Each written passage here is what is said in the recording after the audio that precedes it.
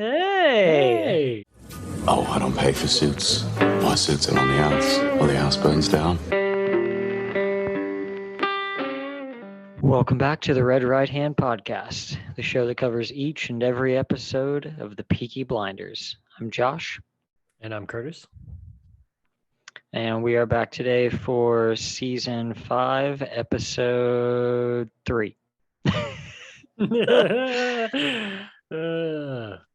I almost said 4. I was just like, I know 4 is the next one. Well, and the problem is, I feel like this season is like had a lot of hiccups for us because, episode 1 went smoothly. It was good. And then episode 2, we had the mishap of losing the recording. Then we had to redo it again. And then we were going to do episode 3 several times, but things didn't work out. And so now we're finally getting around to it. And it feels like we should already be done with this season.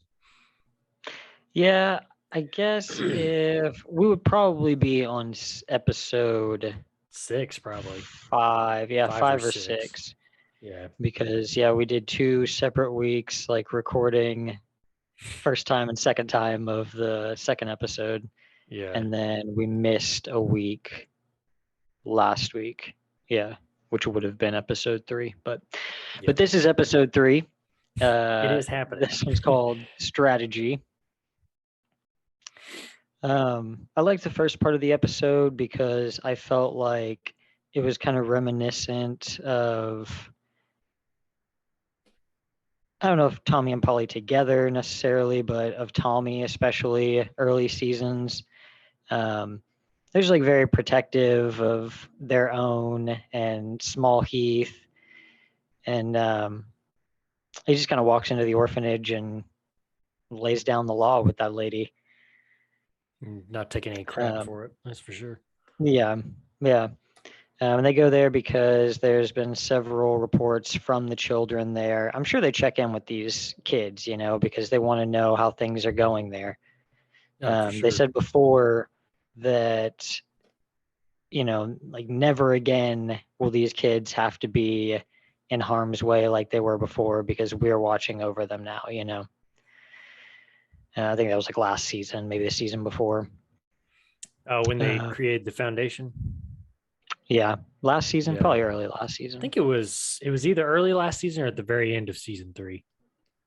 Yeah. It may have been last season, I don't remember. Yeah.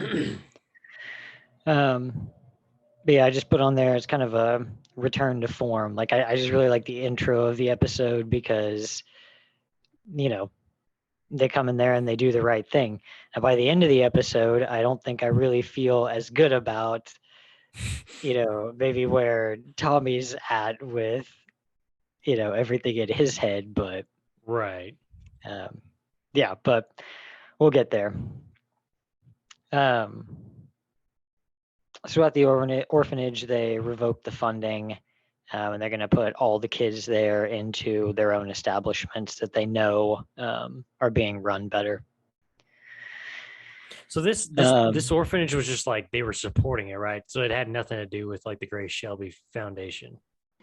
No, it's just where the Grace Shelby Foundation is the largest contributor to that orphanage for funds. Okay, gotcha. Yeah. I don't. It's not one of the Shelby's like own institutions. Okay. So I always kind of got confused, and then I'd figure it out, and then I'd forget again. But yeah, I couldn't remember if it was like some like an orphanage and under their umbrella, or they were just giving money to it. But okay. Yeah, they're just giving money to it, but it's under the umbrella of it's in their territory. Right. And I think that's why Gotcha. Okay. So it's Polly's birthday. And at the, I guess it's at Charlie. It's at Charlie's scrapyard. Tommy, Arthur, and Michael are all going to go to London. They're going to meet with Mosley, but Tommy says, it's somebody that, what's his name? Jimmy McCavan has been in contact with and is now kind of setting up business together with. And then also Polly is going to be going to pick up Aberama Gold from the hospital and take him home. Actually, I think her job was just supposed to go see him, right? And Yes, basically I try to believe talk so. him out of any crazy revenge plans. Mm-hmm. Yeah, Because they're she going to was more or handle less this. trying to calm But the storm. yeah, Yeah, because yeah, he likes her, and Tommy knows that, and so he's trying to send her to kind of be a nice little comfort, and yeah, like I said, just kind of squash any thought of any revenge because it'll come in due time. yeah.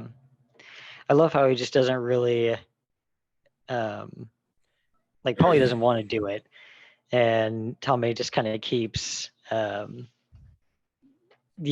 just kind of brushing it off. She's like, Tommy, I'm 45. I'm like too old to be doing this anymore. And he's just like, oh, we're 45 and still breaking hearts, And like, so yeah, he just keeps kind of shoving it off. He's like, you're gonna do this. Yeah. Oh, we got a rogue.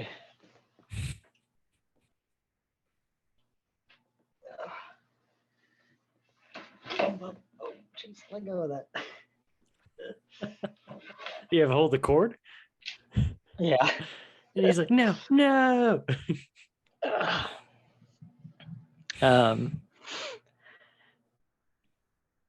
So they're going to go and have this meeting with Mosley. The whole time they're in the junkyard, they're just, that's kind of a theme for the next couple episodes. They're just bashing Michael constantly. They still don't trust him.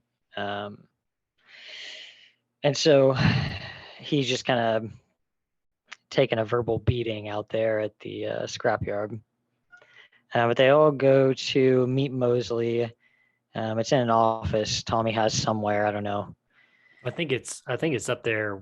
I don't know what they want to call it, the House of Commons, or basically where. Okay. Yeah, up there where they were doing their thing. Okay. Political stuff. Yeah. But they had this meeting, and God, Mosley is just so infuriating. Like the way he talks, how he feels like he's got everything figured out, That's the thing about it, though, is like, I mean, this is a character that's definitely more powerful and more like smarter than anybody that Tommy's had to face before or meet or whatever. And it's funny because like he brings both Arthur and Michael almost kind of like, I don't know, for backup and kind of show his like support from family and everything. And I don't know, it just like, it does not deter Mosley at all, because like Mosley already has all the answers. He knows everything about every single one of them. Yeah, it's just, I don't know, it's crazy. And I just feel like every moment in this series that Tommy thinks that he's got a leg up on Mosley comes in and shows him he's already 2 steps ahead of him. Yeah, which was similar to the Oddfellows, True, yeah. Mm-hmm. Like he thought he could get through, but these guys have high political ties and they have access to a lot more information. So he's just a little bit out of his league. I mean, he's less out of his league now than he was then because he is also a political player, Right. But because then he was just a businessman, I guess, at that point. But right. So yeah, and he brings those 2 elements with him to the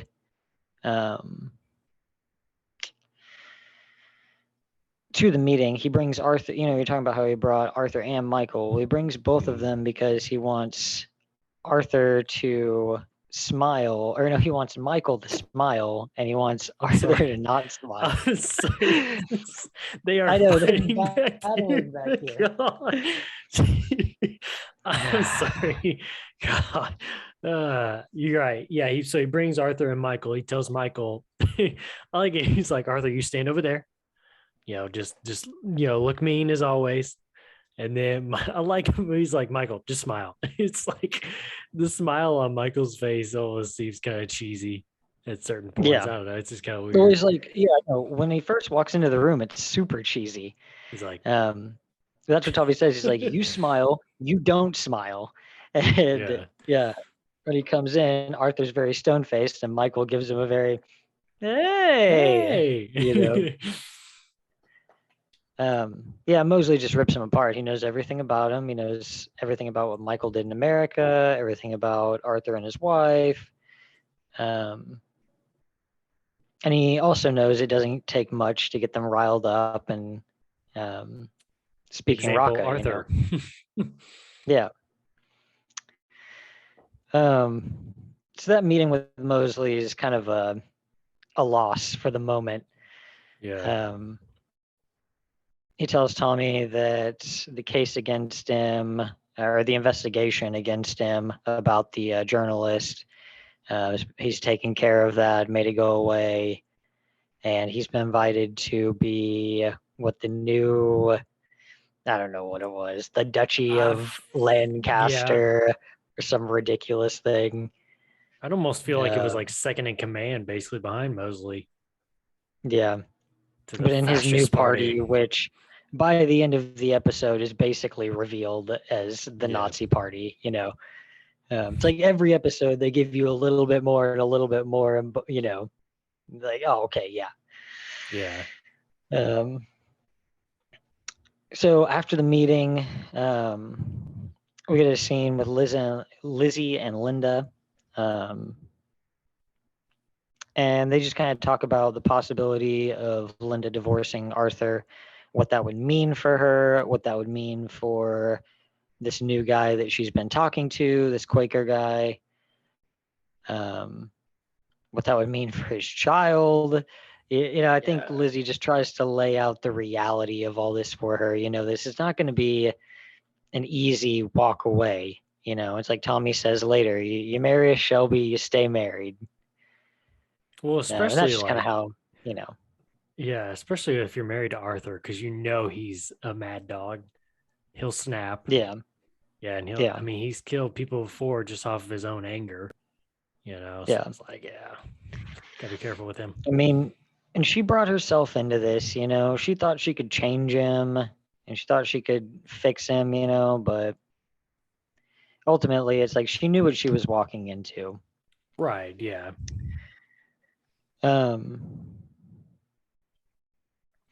So I didn't, especially since we watched the episode a few days ago, I didn't remember this scene super well between Ada and Gina, where Ada takes her to her doctor's appointment. It's just basically her saying that, like, we're going to be gone, right? Like, we're going to get out of here. Like, we're not going to stay with the family, Oh, Michael and her? Yeah. Oh, okay. I guess I don't remember that when she said that. Yeah. Yeah, I mean, it's just kind of like a short scene. Or no, I guess that's, I think she says that to Polly later. Okay. I guess this is where she's like trying to get a cab or something, and then Ada tells her she's going to be giving her a ride instead. It's a really unimportant scene. Well, and it's just kind of a deal of like, I think more than anything, it just kind of it's establishing more character of Gina and like who she is and her attitude and everything like that, because she's like, it's either Michael or I'm going by myself. And like, she doesn't realize, it's kind of like what Ada was saying. I can't remember exactly how she says it, but it's like, you don't want to, first off, you're American. If you get in that taxi, they're going to take you on a joyride. They're going to act like you're a tourist and show you around, and try to London rack up or whatever. Your bill. Exactly. Yeah. And then it's like, the other thing is like, you're part of the family. So it's like, you need to go with the family, and stay close to us, especially since like, we don't know who's out there and who could all of a sudden, kidnap you and try to hold you for ransom or whatever. I mean, there's a lot of different things out there that they have to worry about as a family. And now introducing somebody new into the family, it's like, they kind of did. I mean, we had the same thing with like Linda in this last season remember when she was going to go, quote, home to like her real home or whatever, when they came back to Small Heath. And, Arthur was telling her, it's like, you're going back to our home in, here in Birmingham. And it's like, she just didn't realize that it's like at this time, it's like you're part of this family and you can't be going alone. You can't be walking around because you can be an asset to somebody when they take you hostage and they start blackmailing us for, your life, basically. Yeah. But you're right. I mean, just leverage. there's not a whole lot of like, I feel like at that time, a whole lot of plot. I just feel like it's more kind of a character development for Gina, maybe.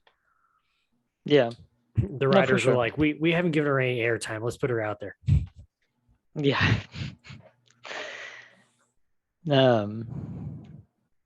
So then just another small scene between Younger and Carl, Ada's son.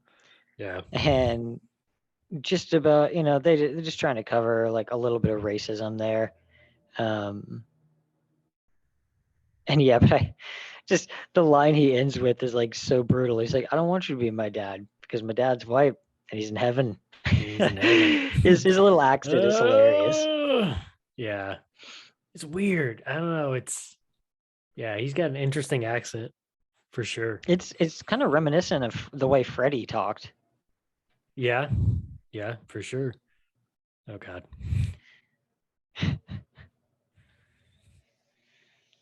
Tater. Is he up there? He's up there.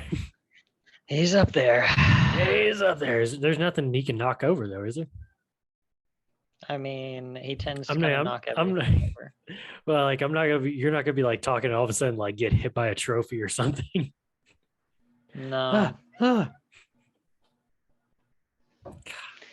would just be Such a pain. Such a drama queen. Oh, come on. You're in timeout.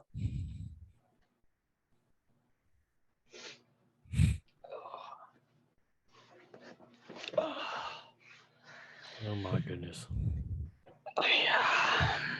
Anyway, we were talking about Carl and his racism. Carl and Younger. Yeah. Well, I don't even know that Carl really, has any super strong feelings. I mean, he's obviously sitting there with Younger, like he could have just not talked to him at all. But right, yeah. Just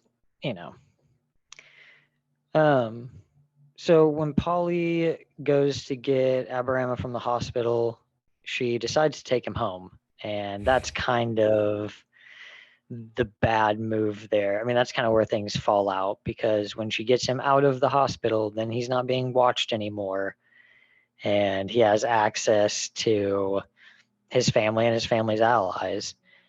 Well, no, I mean, immediately the moment that she drops him off with his sister and leaves, he immediately says, "Go get the car, give me several men, or I'm going up to Glasgow." Yeah. Like, car, bunch of men, gun. Yeah, exactly. She was blinded by love. Yeah.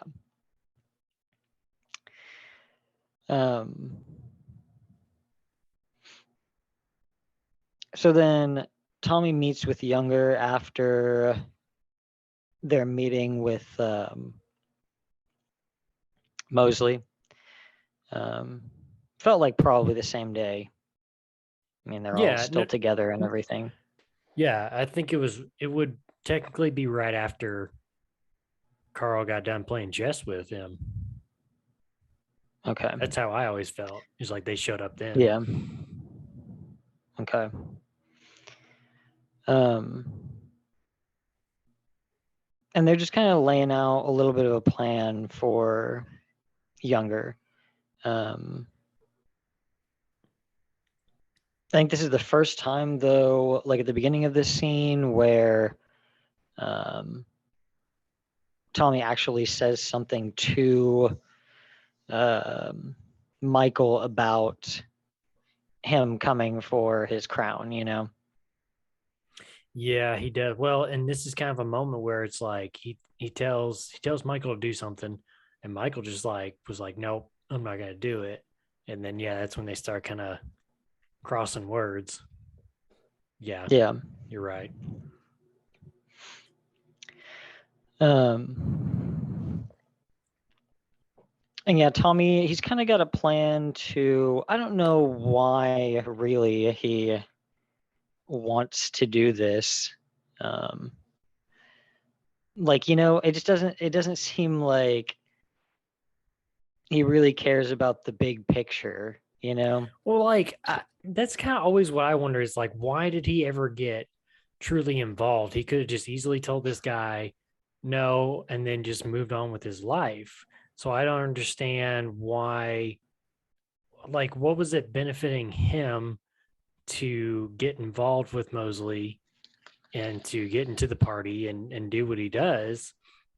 I mean, unless it's just a deal of like, he just feels like what Mosley is doing is wrong. He feels, an evil vibe coming from him or whatever, and he just feels like he needs to, rid the world of him. I don't know. And then I start kind of thinking back to this last season when Jesse Eden talks to him about, who he was before the war, and how he was um very caring about like the world and the people in it and trying to change the world for good. And so I don't know if he still kind of got that into the back of his mind to where he feels like he still needs to kind of do that. I don't know. I don't think it's he just feels like this is an obligation that he has, some kind of moral code. I think it's two Yeah. reasons that I can only really think of. One of them Okay. is more political influence because he's already seen as kind of in a different light now that he is the head of the Workers' Party or whatever. And then also because I think he's just looking for an ally against the Billy Boys. And that if if he aligns himself with Mosley, then those are powerful people, so they might be able to take care of this problem for them. Yeah. I don't know. It's just kind of weird because like you wonder at what point does he have in his mind that he wants to kill Mosley? It's like, has he already had that in his mind, or is that going to come along later? Yeah. I don't know, because you kind of get the feeling a little bit in this episode Yeah, that like he and I don't wants know, to at least. right? And there's just so much going on because with like the whole idea of I've had this dream, somebody's trying to come for my crown. I'm paranoid now, and now the fact that I'm losing sleep, I'm seeing strange things. There's just so much happening that I don't know. Do you think he's really working with a clear mind, clear focus? No.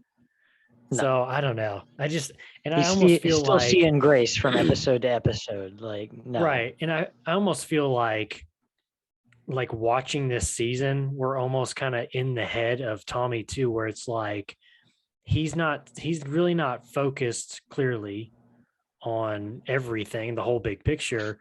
And it kind of feels like we're kind of in the same boat. It's like we're so confused as viewers of like, why are you doing this? Why are you doing that? What does this mean? What does that mean? That I don't know. Maybe I'm going too deep, but No, I don't know. On first watch, I didn't think a lot of these things for sure, especially right. about this season.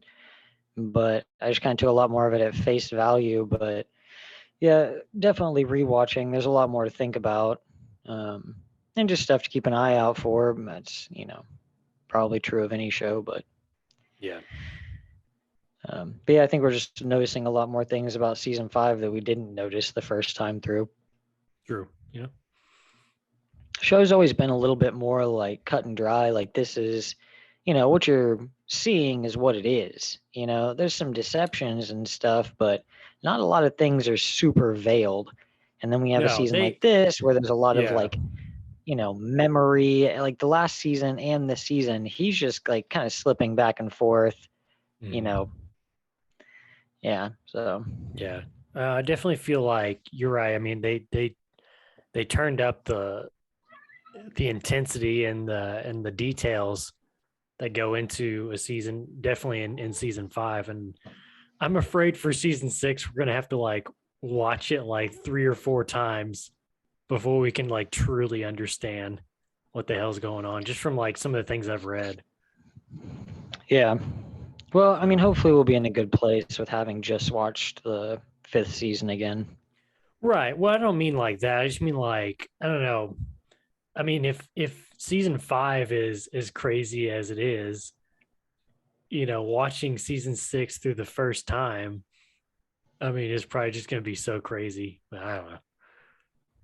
Because I mean, that's how I felt in the first time I watched season 5. You get to the end of it, you're just like, what the heck just happened? Yeah. But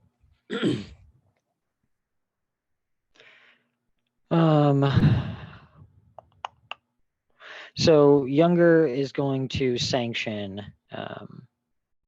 Tommy. Well, they talk about the possibility of it, the possibility of them sanctioning Tommy infiltrating Mosley's new party. And for now, I think he's just going to gather more intelligence on it.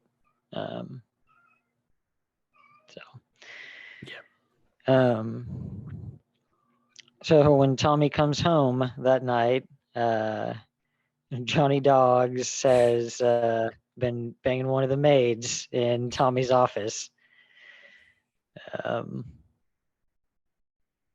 And Tommy tells him about what's going on with Aberama Gold.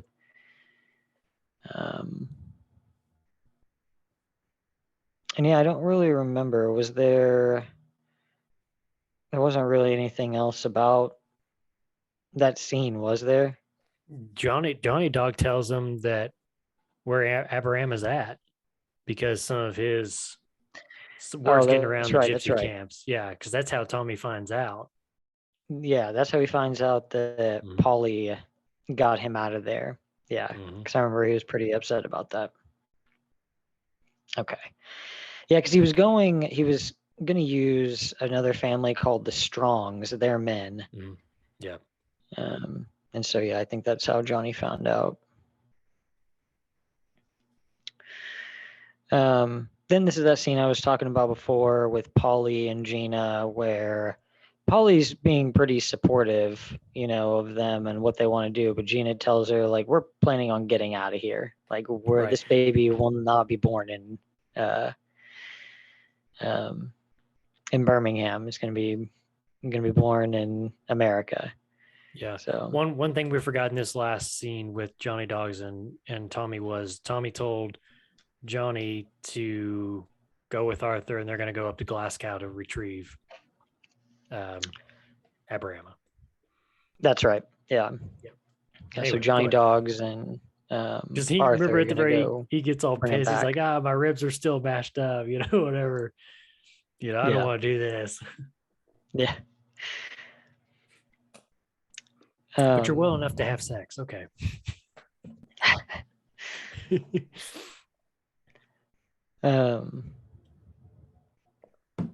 Yeah, so Polly and Gina talking. They just want a new life for them and their child in New York. They just want to go to America and do their own thing and get out of this and away from Tommy and everybody. Well, and this is the point where she offers her to come with them too. Oh yeah, because Michael wants Polly to go to America with them. Yeah.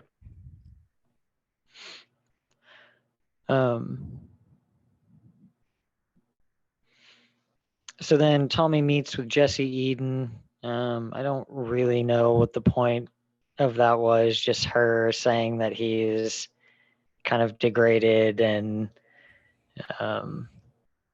him trying to hook up with her, basically. I mean, he's just wasted. He doesn't know know what to do about a lot of the things that are going on right now, and he's just trying to cope with it. Yeah. And then you see Grace right after she leaves. Yep. Okay, yeah. No, I mean he's in a bad spot, and he's seeing Grace all the time. I don't think he's using the morphine anymore, but he might be. We haven't seen one of those scenes where, they always show you that he's like back on the right track. He always gets rid of the stuff, Yeah. and Kicking the we haven't can. had that. Yeah, we haven't had that scene, so I'm assuming that he's still using at least a little bit. Yeah. I mean, he was just like carrying coke around with him at the orphanage, so probably This is still true. using. Yep. So then this was one of the scenes where I was talking about kind of towards the end of the episode, you're like, yeah, okay, like Tommy just slow degrades again over the course of the episode. Starts off super strong. I'm like, yes, return to early seasons. And then by this scene, I'm like, okay, like Tommy's kind of coming off his Undone. rocker. Like he's just coming undone. So yeah, he and Lizzie put together this odd sex agreement where they're basically going to continue to be married, and they're still going to bang each other, but she gives him a bunch of rules basically. Yeah. And then by the he has that weird moment where he's like, everything is mine. And you're just kind of like, okay, like Tommy really does think he's like king of the world. Like the guy who's the everything is mine guy probably doesn't want to destroy the new Nazi party because he thinks it's evil. He's going to use it to his advantage, probably, to gain more power. More power. So yeah, so it looks like things, at least at home for Tommy, will be fine for at least a little bit. So Arthur gets a call from Tommy. I was about to say, that's one of the things he drags out of her, though, in that whole sex agreement. Yeah. He finds out where Linda's at, and immediately after the deed is done, he calls up Arthur and tells him, of course, Lizzie's on the other end of the line, listening in. Yeah. To the conversation. Yeah. So he lets Arthur know that basically where Linda is and who she's been seeing. And I don't know why Tommy thinks Arthur won't just like go lose his mind about this. Well, that's what I was thinking too, because like he even sits there and he tries to explain to him. He's like, Arthur, he's a Quaker.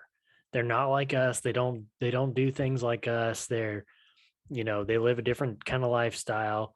So whatever you're thinking is probably not true, man. But yeah, you're right. It's like, you already know what he's going to do, man. He's your brother. And we've already been through several things where he's just like flying off the handle and just kind of going off of impulse. Mm-hmm. And it's funny because then he tells Lizzie, he's like, Arthur's going to do what he's going to do. I need him, in the right state of mind, but whatever he does is between him and Linda, It's like, even if that means he's going to kill somebody, seriously? Yeah. Tommy tries to get him to just go with Johnny Dogs to go pick up Aberama Gold. They need to do that first before something happens. But Arthur doesn't listen. He goes and finds the guy and then just brutally beats him. I don't know if necessarily to death, but he was in pretty bad shape. Well, that's what I was going to say. Do you think he died? He did pull out the blade on him, I think. Yeah, but I figured he probably just like cut his eyes, like. Yeah. Well, I feel like somebody. I feel like they might have said something later on about him, but maybe not. Like he wasn't dead, but I don't remember. Yeah. Regardless, he's pretty fucked up. And yeah, there's just a pretty great line from Arthur there. Really good music in the scene.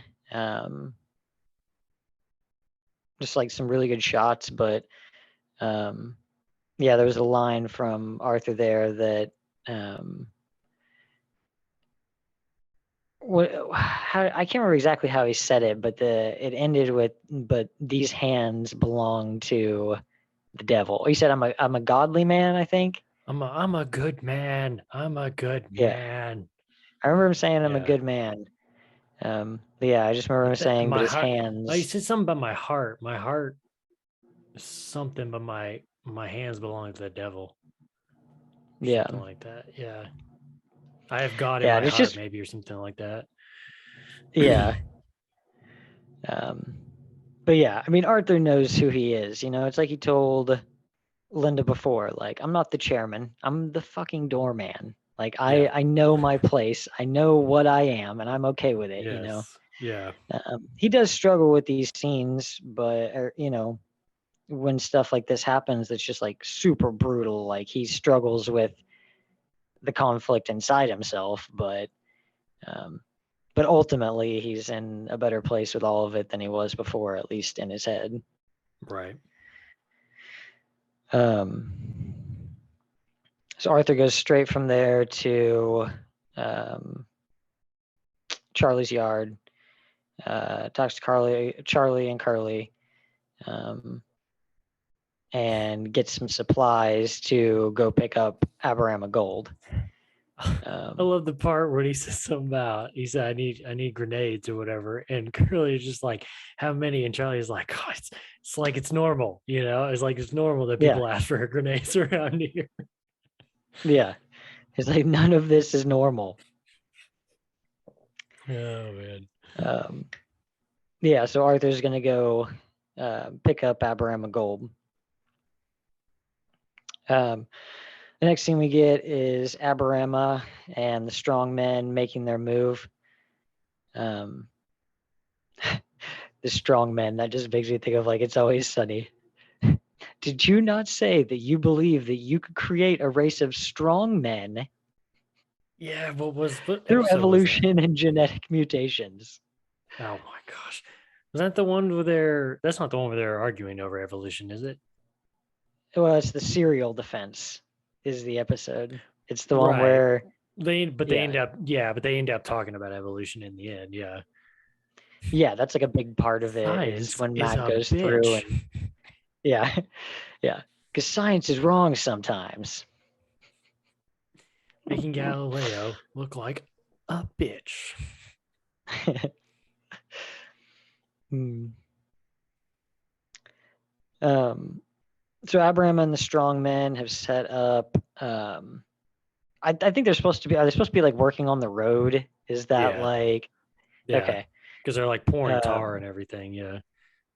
yeah, and some of the Billy Boys come along. It's not Jimmy McCavan, but some of the Billy Boys come along and they're basically just going to kick them out. They know they're gypsies and they don't know who they are, but they're going to take their equipment, and they're going to run them off somewhere else.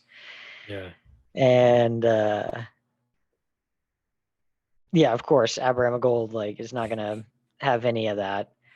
So I they beat have the the hell out of all keys. these guys. Yeah. I have the keys. I mean, is that not like a red flag though? Do you like this guy's giving himself up that quick? Oh, okay. That was easy. Yeah, and also he didn't pull the keys out of his pocket. He just sat there and was Yeah, like, he just "I kind of have like them. sat there Come get jiggling it. them." Yeah. Yeah. Yeah. Um, and then he pours hot tar on that guy, doesn't he? Yeah. Yeah, it's like the guy who was their leader. He pours hot tar on him and sends him back to Jimmy McCavan as a message. Sucks. Yeah. So this is a scene I didn't have a whole lot of recollection about, like what they talked about, but it's the next meeting between Tommy and Mosley.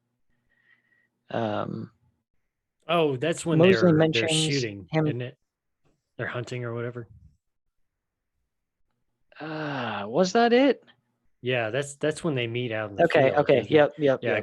because he says something about finally, I finally get to meeting you alone without your family around. Yeah. Yeah.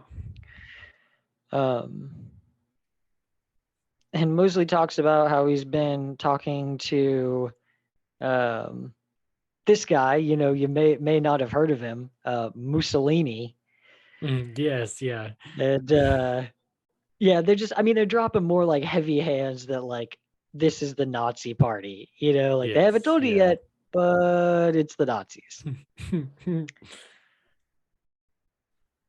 Um, yeah. Do you remember anything else like important from that conversation? Not really. The only other thing I can remember is at the very end, he says the name of the party, I believe.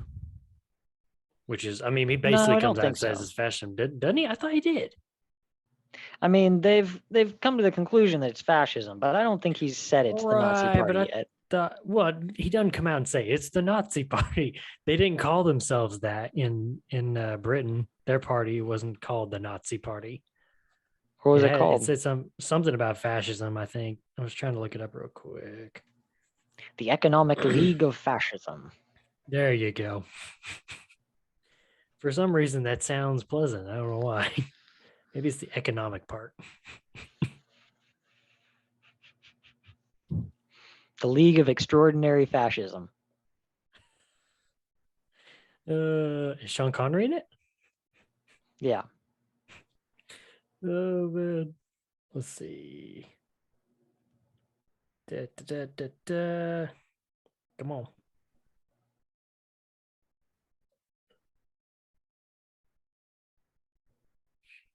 Fast Times at Fascism High. Uh,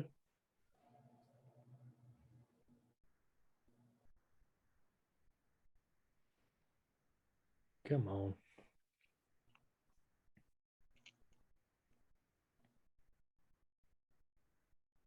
No, well, to Yep. be continued. No. I just got it.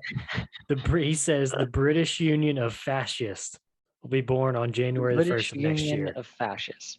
Okay. Mhm. I don't remember them saying that, but maybe they Yeah. did. Yeah, they're saying that after they hunted and they're walking away. They're walking to their cars Okay. again, I guess, or whatever.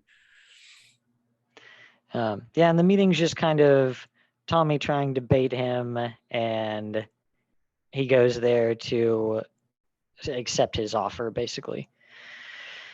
Tommy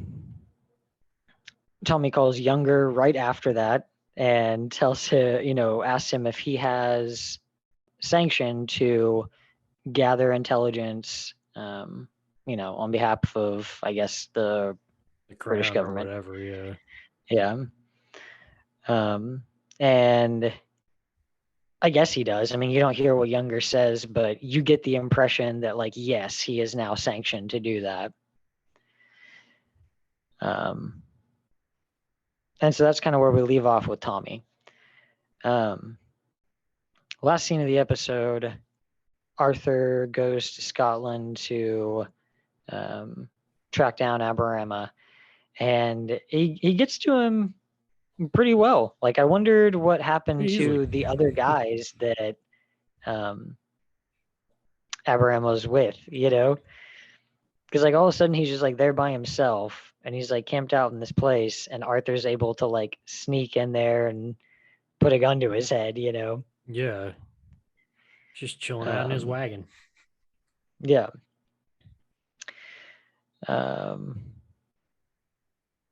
But yeah, he tells them they have to get out of there. Like the Billy Boys know where he is right now, and he's only like just ahead of them. Oh, by the way, Arthur tipped him off. Oh, did he do that? Yeah, he I told him. vaguely remember him saying that. He said, "I put the word out to where you're at." Oh, okay. Yeah, he's just trying to get him out of there. Yeah. So yeah, he's kind of left Aberama with no choice, and that's kind of the point, is that he's given him like no option but to get out of there. Right. Yeah, they rig up a little grenade trap with one of Curly's grenades, and kaboom! when the Billy Boys roll up, they open the door and it goes off, and then we get that line from Jimmy McCavin. Beautiful. It's super. I don't know. It's just so. it's so servicey. Like it's But like just the, to me, like it's cool though, especially with his coupled with his accent, the way his accent is. I think it's pretty cool. yeah. If it's Yeah, war you want, then it's war Yeah. you shall have. Yeah. So yeah, that's where we leave off with that episode, with Jimmy McCavin and the Billy Boys set to really start waging war against the Blinders.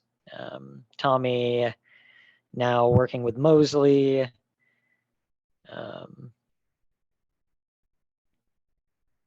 Yeah, that's about it. Everything else is just kind of subplots. Yeah, now we're getting into the good stuff. Yeah. So we've got 3 episodes left in this season.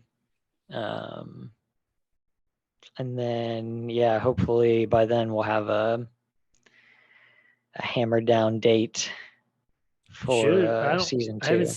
I haven't seen an actual date, but I've seen confirmation that it is this month. That it's supposed to be coming out on BBC. Okay. So. Well, they just haven't put like that, the trailer that was released, they haven't even put that on Netflix yet. So yeah, I'm like, no, I don't want Netflix, this I'm sure. to be. Yeah, Netflix will probably be March or April, I'm sure.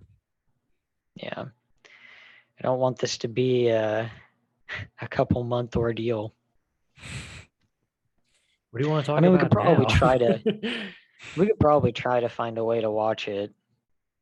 I think all you have to do is just get on BBC app or whatever, because I think it's supposed to be on BBC One, and I think I have that channel.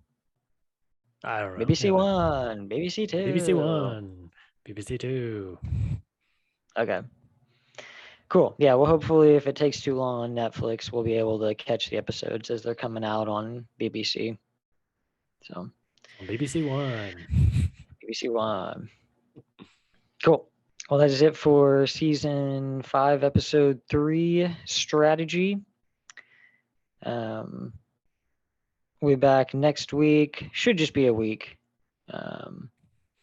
With episode 4.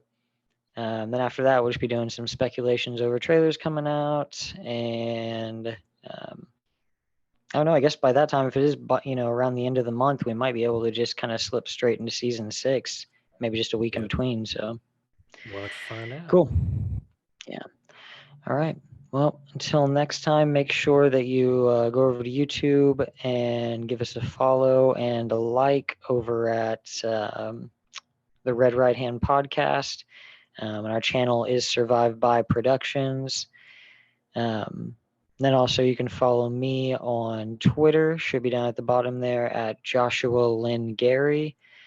You can also follow me on Twitch. One of these days, eventually, you want to be there. You want to be there when I eventually start streaming again. Line starts behind me. Yeah. So once we get a couple more followers over there, we'll start up the streams again. And I do a pretty broad variety of games, and we might even do just some streams talking about maybe just some Peaky Blinders stuff, or who knows. You'll have to be you'll have to be subscribed over there to see. So just make sure you follow us on all those. Make sure to throw some likes on those. There's some ratings and reviews out there. You can review us on Spotify now. I noticed that. That process is super simple. Or just throw, a comment or a like on YouTube. Once we get those followings up a little bit more, we can offer you guys, some more content in some different ways, like our Twitch. So, all right. Until next time, we'll see you. See ya. Sassy's getting up at her spot. Oh, there she goes, man. Ooh. See, they know. That's what I was telling Liz the other day. I said they know when we start recording, because she always goes and sits in that spot in the same position, man.